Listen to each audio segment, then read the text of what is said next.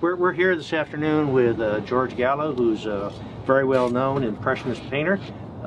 George, thank you very much for hosting us and let us talk to you here and do some filming. So just a couple questions for the people that like your art. Let's one question I've wondered about. You're both an exquisite filmmaker and you're a very good artist. So which art form appeals to you the most? What do you like doing the most? Well, that's a good question. I've been asked it before, and my answer is that if someone said to me, I never get to make another film or I never get to create another painting, I would not make any more movies. I just love to paint too much, and it's how I started out. I started out as an artist, never stopped painting. Even though I was making all the films that I made, never stopped painting, and never stopped exhibiting.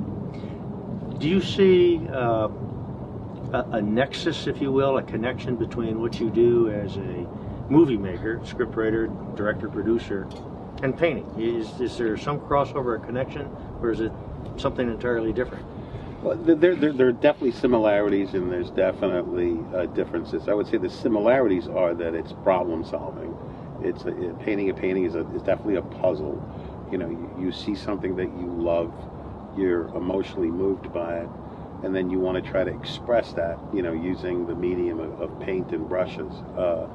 It's not that dissimilar than having a thought for a movie and then trying to execute it, and that's a series of puzzle pieces also, cast, crew, even how am I going to tell the story, so there are definitely similarities.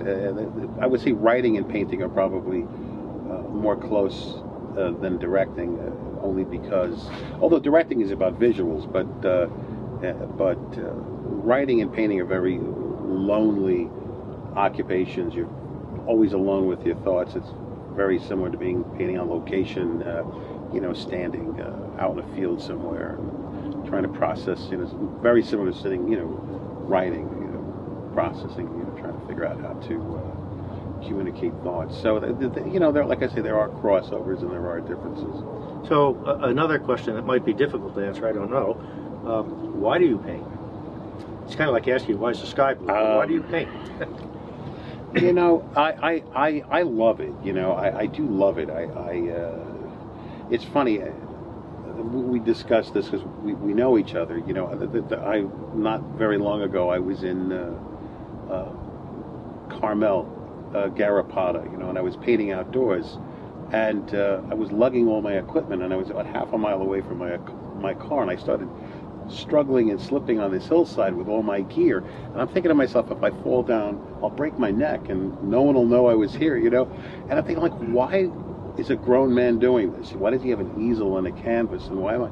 And I do it because I guess ultimately I love it. I mean, I can't come up with any other reason other than I love the process. I love nature. I love being outdoors. I love painting.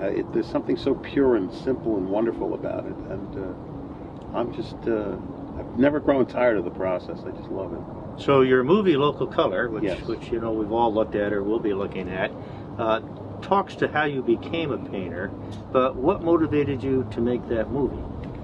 Well, my wife produced the film. I wrote and directed it. I'm not exactly sure, other than, we didn't have children, and so we said we want to put something in the world, want to leave some kind of a legacy.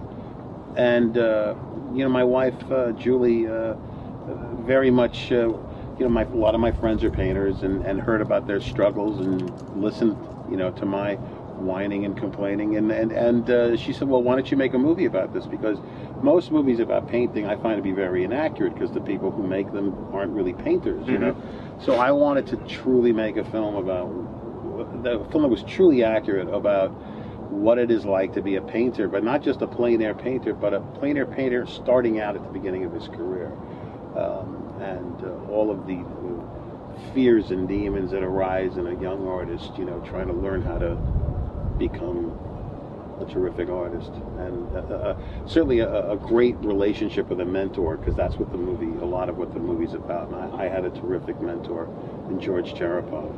So that's what the movie's about. And the reason we made it was just, we had to make it. Again, like, why do you paint? Why do you do anything? I mean, I understand that George Cheripov also wrote how to paint books. Yes. And that you read them, but now you've written a how to paint book. Yes. So what motivated that? Yeah, it's again, you know, like I read mostly painting books, you know, how to paint books. I just love reading them, and I love reading them because you get into the sort of it's less technical. I'm interested less technically and more emotionally about why people paint and their thoughts as to why they paint, and sort of more the emotional process of painting, which I love. What's it like to have my own book? It's wonderful, and it's stunning, and it's a little bit odd, you know.